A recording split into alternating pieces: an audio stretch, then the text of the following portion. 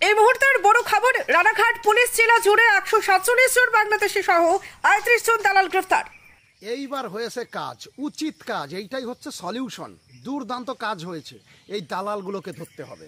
মাত্র 50টা দালাল ধরেছে, 50টা না, পশ্চিম বাংলায় দালালে ভরা ভাই। কয়েক লাখ দালাল পাওয়া যাবে, বাংলাদেশি দালাল, যারা কিনা বাংলাদেশ থেকে মানুষ আসতে সাহায্য করে। আবার এই দেশে আসার পরে আইডেন্টি কার্ড, প্যান কার্ড, আধার কার্ড সব কিছু বানিয়ে দেয় এই দালালরাই। এই দালালের মাধ্যমেই সব কাজ সম্পূর্ণ হয়। পশ্চিম বাংলায় 50টা না, মিনিমাম 1 লাখের উপরে দালাল আছে ভাই, 1 লাখের উপরে। এই দালালগুলোকে আগে ধরতে হবে। মানে মেন কাজ এটাই। বাংলাদেশের মানুষকে ঠেকিয়ে কোনো প্রয়োজন নেই। নিজের ঘরের মধ্যে যে শত্রু রয়েছে, ঘর শত্রু বিভীষণ, সেই মানুষগুলোকে আগে কেলাতে হবে। আর এই দালালগুলোকে আমি একটা কথাই বলবো, ভাই শুধরে যা, ভাই শুধরে যা। আরে ভাই, বাংলাদেশ থেকে লোক নিয়ে এসে তুই ভারতবর্ষের ক্ষতি করছিস, ভারতবর্ষের ক্ষতি করছিস, একবার সেটা ভাব। আচ্ছা, আমি একটা জিনিস এখনও পর্যন্ত বুঝতে পারলাম না, যে বাংলাদেশ থেকে হিন্দুরা আসছে, কেননা আমরা প্রতিনিয়ত দেখছি হিন্দুদের উপর অত্যাচার হচ্ছে। এই ডক্টর মোহাম্মদ ইউনূস সরকার আসার পরে, মানে প্রধানমন্ত্রী হওয়ার পরে, বাংলাদেশের প্রতিনিয়ত হিন্দুদের ওপর অত্যাচার হচ্ছে। কিন্তু এর আগে হয়নি, শেখ হাসিনার সময় হয়নি, হচ্ছে এই ডক্টর মোহাম্মদ ইউনূস প্রধানমন্ত্রী হবার পরে। আর বাংলাদেশে প্রতিদিনই আন্দোলন চলে। আমরা একটা জিনিস ভালোভাবে দেখছি, ভালোভাবে লক্ষ্য করছি, যে বাংলাদেশে প্রতিদিন আন্দোলন, প্রতিদিন অ্যাকশন, একদিনও মিস নেই। বাংলাদেশ একটা শান্তিপ্রিয় দেশ কোনোদিনও হতে পারবে না। বাংলাদেশ ঠিক পাকিস্তানের মতনই হবে, পাকিস্তানের মতনই হবে, নির্ঘাত, কেউ ঠেকাতে পারবে না। অলরেডি পাকিস্তান হয়ে গেছে। বাংলাদেশকে আমি এখন মিনি পাকিস্তান নামে ডাকি।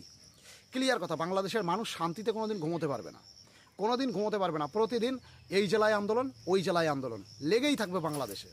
আর এই বাংলাদেশ থেকে আমি একটা জিনিস এখনও পর্যন্ত বুঝলাম না, যে বাংলাদেশ থেকে হিন্দুরা আসছে ঠিক আছে, মুসলমান কেন আসছে? বাংলাদেশ থেকে মুসলমানরা ভারতবর্ষকে করে ঘৃণা, ভারতবর্ষকেই ঘৃণা করে তারা, ভারতবর্ষের নামে খারাপ খারাপ কথা বলে সব সময়। আর তারা কেন ভারতবর্ষে আসছে? আর একটা জিনিস আমি দেখেছি, পশ্চিমবাংলায় যেসব হিন্দুগুলো এসেছে, পশ্চিমবাংলায় বর্তমানে যেসব হিন্দুগুলো এসেছে বাংলাদেশ থেকে, তারাও ভারতবর্ষকে খারাপ কথা বলে, তারাও ভারতবর্ষকে নিয়ে খারাপ কথা বলে।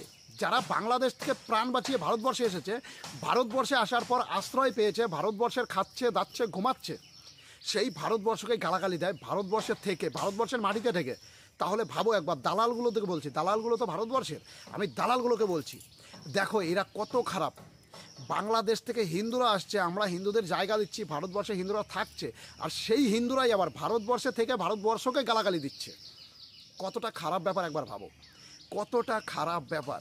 আমি শুধু একটা কথাই বলবো, ভাই যারাই ভারতবর্ষে আসছো, ভারতবর্ষে থাকছো, ভারতবর্ষে খাচ্ছ, ভারতবর্ষে আশ্রয় নিয়েছো, একটু সম্মান দাও না। তুমি তো বাংলাদেশের দালালি করবা, ভারতবর্ষে চলে এসেছো বাংলাদেশ থেকে প্রাণ বাঁচিয়ে, মুসলমানদের হাতে কেলান খাচ্ছিলে, সেটা তোমাদের সহ্য হলো না।